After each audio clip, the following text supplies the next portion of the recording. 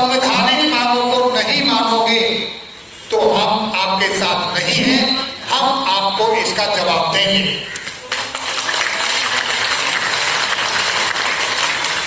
जो हमारा नहीं हम उसके नहीं, जो पूर्व सैनिकों का नहीं हम उनके नहीं।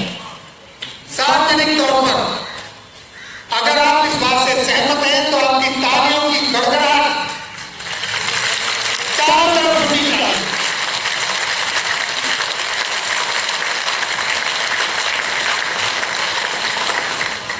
कि एफबीए को आगे बढ़ाने के लिए, इस मूवमेंट को आगे बढ़ाने के लिए कभी भी कहीं भी किसी भी मंच से किसी भी पूर्व सैनिक को, किसी भी संगठन को किसी की ना तो बुराई।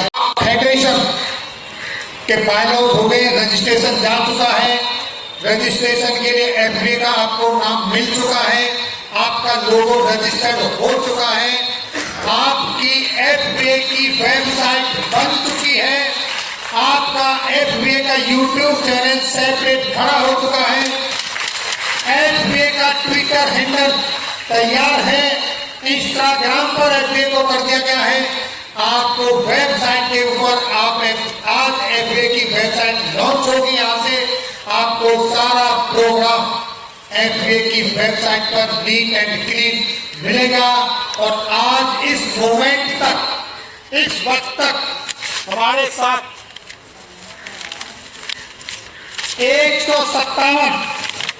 157 संस्थाओं का समर्थन प्राप्त है।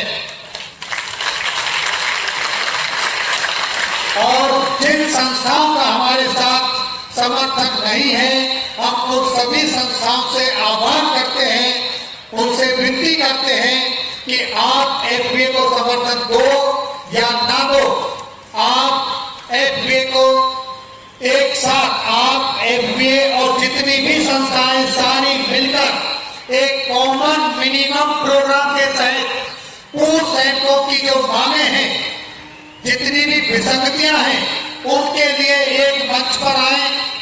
जहां भी प्रोग्राम हो वो एक सार्वजनिक रूप से हो, उसमें सारी संस्थाएं, हम भी आए, आप भी आए और सब आए। क्योंकि आखिर हमको जाना कहां पर है?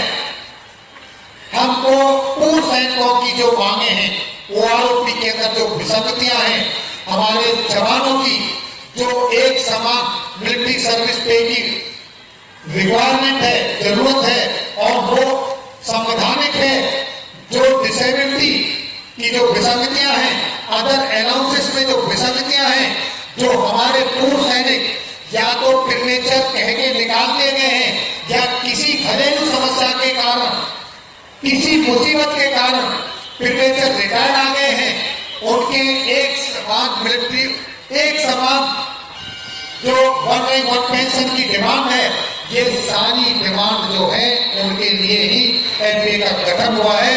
और इस सबसे जो सर्वोपरि है, जो बहुत ही, हम नहीं रहेंगे, आप नहीं रहेंगे, लेकिन एफबीए रहना चाहिए, एफबीए रहेगा। और भविष्य में और आने वाले समय में जितने भी पूर्व सैनिक जेसीओ और जवान हैं, भविष्य में उनके संबंधित जो भी नीति बनेगी, जो भी वेलफेयर का मुद्दा होगा, उसमें आपका अपना एक जवान, एक जेसीओ जो भी उस समय मौजूद है, उसकी हिस्सेदारी होगी, ये सुनिश्चित करना है। आज तक हमारी मांगे उठाने वाला वहां कोई नहीं रहा। अगर कोई अधिकारी जाता है तो उसको नहीं पता कि इंजीनियर रेजिमेंट के अंदर 36 ट्रेड होते हैं, आर्मी मेडिकल कोर के अंदर 40 ट्रेड होते हैं, उनको नहीं पता किसका क्या काम है। ये पता है तो सिर्फ आप लोगों को जो ग्राउंड में काम करते हैं, तो इनका प्रतिनिधित्व करने के लिए आपका अपना एक आदमी उस कमेटी में, चाहे वो पे कमीशन की हो, चाहे कहीं किसी एनोमलीज की कोई कमेटी हो, आपका अपना प्रतिनिधि होना चाहिए। और ये सब होने के लिए आप सबको एक होना पड़ेगा।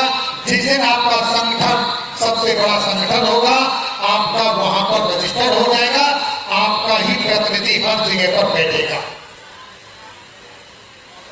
ये थी जानकारी एफबीए के संदर्भ में। मैं एक बार आप सभी से पुनः विनती करता हूं कि एफबीए को आगे बढ़ाने के लिए, इस मूवमेंट को आगे बढ़ाने के लिए कभी भी कहीं भी किसी भी मंच से किसी भी पूर्व सैनिक को, किसी भी संगठन को किसी की ना तो बुराई करें, और जो जैसा है, जिस रूप में है, हम उसे वैसा ही स्वीकार करें और अपने लक्ष्य के लिए इकट्ठे होकर आगे बढ़ें। बहुत बढ़िया। जो परिवार नहीं बदल सका, जिसको फौज में 24 साल 30 साल नौकरी करके आए, वो नहीं बदल सकी, क्या आज आप और हम उसको बदल सकते हैं? नहीं बदल सकते। लेकिन हम जो जैसा है उसको वैसे स्वीकार करें। जिसकी पहुंच है वो पहुंच से आए, जिसकी जल्दी आखिर जाए तो जाए कहां? कानून भी तुम्हारा है, कानून भी तुम्हारा है और दरबार भी तुम्हारा है। सूरज के तपन को सहन शक्ति तुम्हारी, यानी कि आप सूरज की तपन को सह नहीं सकते। मौन के जैसा किरदार तुम्हारा है, लेकिन उसके मौन के जैसे किरदार को पिघलवाने के लिए हमारे अंदर कुछ खामियां हैं। मैं उस पर प्रकाश डालना चाहता हूं पहले कि हम एकत्रित नहीं है, नहीं तो उस किरदार को पिघलने में ज्यादा समय नहीं लगेगा। जिस तरीके से हमारा मूवमेंट शुरू हुआ, जिस तरीके से जन जन सेना हिंदुस्तान के चारों कोनों से निकल कर आया, एक बार ऐसा लगा था कि जन सेना आ गया, अब आपकी जितनी भी समस्याएं हैं उनका समाधान जरूर होगा। लेकिन फिर हमारे बीच में ऐसी कुछ क्या कमियां आई जिसकी वजह से विघटन पैदा हो गया, और इसकी वजह से हम जिस संख्या बल के साथ जिस तरीके से आगे बढ़ रहे थे, उस तरीके से आगे बढ़ने में पिछड़ गए। लेकिन कहते हैं कि जब जागो तभी सवेरा, जब जागो तभी सवेरा। हमारे फेडरेशन ऑफ वेटरन्स एसोसिएशन के अध्यक्ष महोदय द्वारा एफबीए की तरफ से बार बार अनुरोध किया गया है और आह्वान किया गया है कि आप सभी एक साथ पूर्व सैनिकों के साथ जो विसंगतियां हो रही हैं उनको हल करवाने के लिए एक मंच पर आए। जो फेडरेशन का गठन क्यों हुआ, आज हम यहाँ इसलिए इकट्ठे हुए, उस पर प्रकाश डालता हूँ।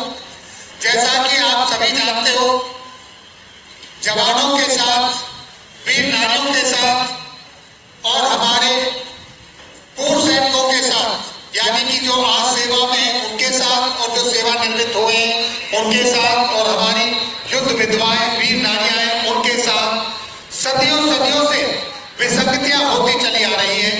लेकिन कभी भी इनकी विसंगतियों को सार्वजनिक रूप से एड्रेस नहीं किया गया।